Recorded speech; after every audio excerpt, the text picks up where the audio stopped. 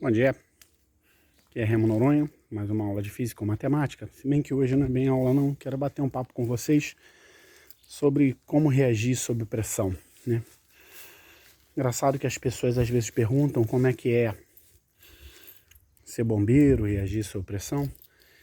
E é engraçado, eu nunca me senti assim não, as coisas eram tão sobrecarregantes, era tanta coisa acontecendo ao mesmo tempo que eu não tinha tempo para ficar preocupado ou para começar a saber como é que eu estava me sentindo. A gente pegava e fazia, né? Mas o que eu tinha medo de verdade era perder socorro. Era acontecer alguma coisa que as viaturas fossem e eu não conseguisse chegar a tempo na viatura, né? Então, é uma neurose de deixar as fardas sempre perto, dormir com parte da farda, era meu real medo, né?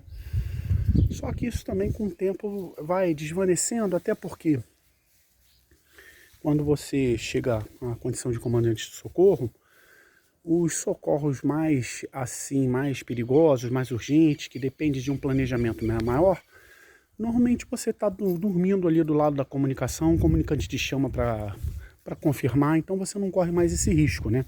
Então, ao longo da carreira, isso passou.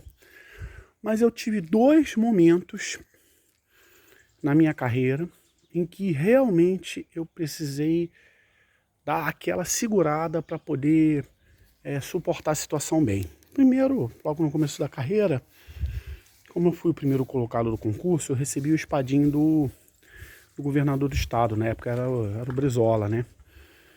Garoto, 21 anos, poxa, vai lá e dá de cara com um cara daquele porte, que você pode gostar ou não gostar, tá? Mas era uma figura de porte, não era nenhum mané.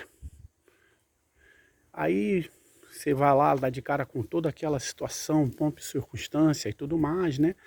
Aí você treina, decora o que vai falar, essa coisa toda, ajuda um bocado. Agora, o que me ajudou mesmo, eu vou dizer um pouco mais adiante, tá?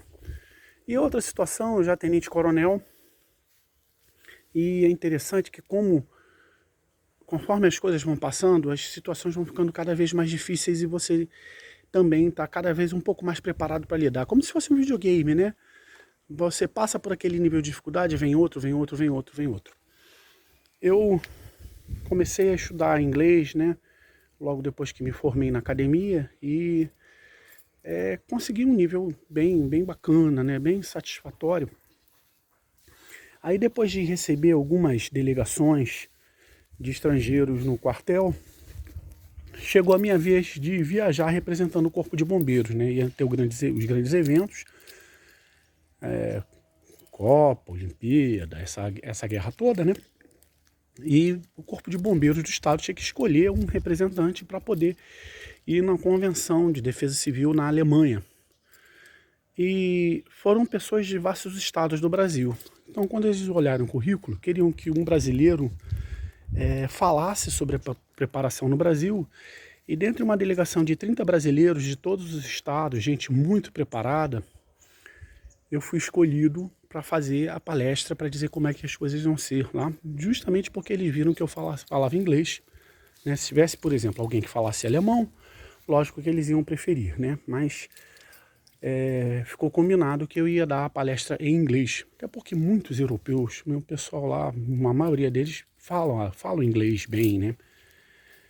Então, estou eu lá, num auditório de 400 pessoas, todos especialistas em defesa civil, bombeiros e especialistas em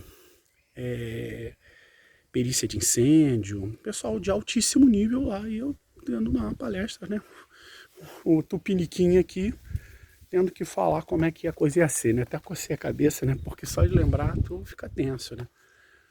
E foram, assim, alguns passos muito difíceis para mim.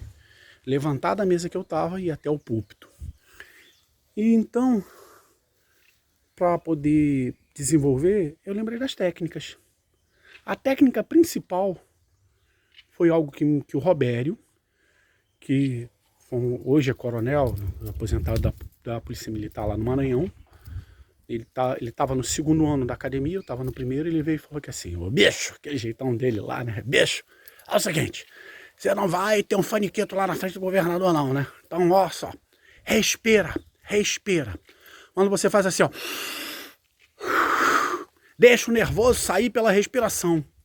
Caraca, eu usei isso várias vezes na minha vida, né? Também em socorro, também quando eu percebi que alguma coisa podia dar errado. Teve uma vez, por exemplo, que um cara me provocou, e era um cara que se eu batesse nele naquele momento, ele ia ganhar a luta, porque ia ter um montão de testemunha, o cara ia me ferrar. Ele me provocou porque ele queria apanhar para poder sair de vítima numa determinada situação lá. Então, a dica do Robério, respira, vence a luta. Tudo que você precisa naquela luta ali era não brigar. Tudo que eu precisava como cadete, permissão, excelência, aí prestar continência, né? Permissão, excelência. Aluno oficial Remo Noronha de Albuquerque, primeiro colocado do curso de formação de oficiais do Corpo de Bombeiros do Estado do Rio de Janeiro. Você é decorado até hoje.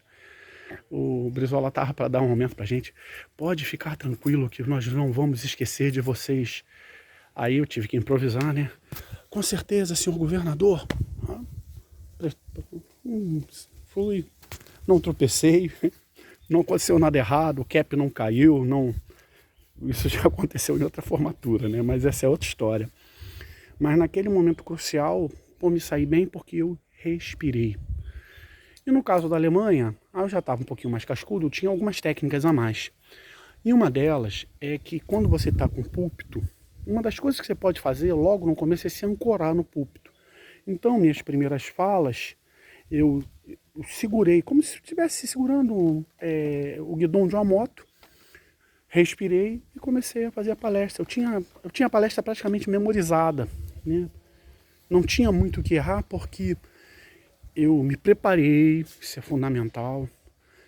Eu estava sabendo o que ia dizer, ensaiei, mas antes de tudo, eu respirei. Então, nunca perca de vista o seguinte: as coisas externas nós muitas vezes não temos como controlar. Mas se algo depende do seu controle, a primeira coisa que você tem que fazer é,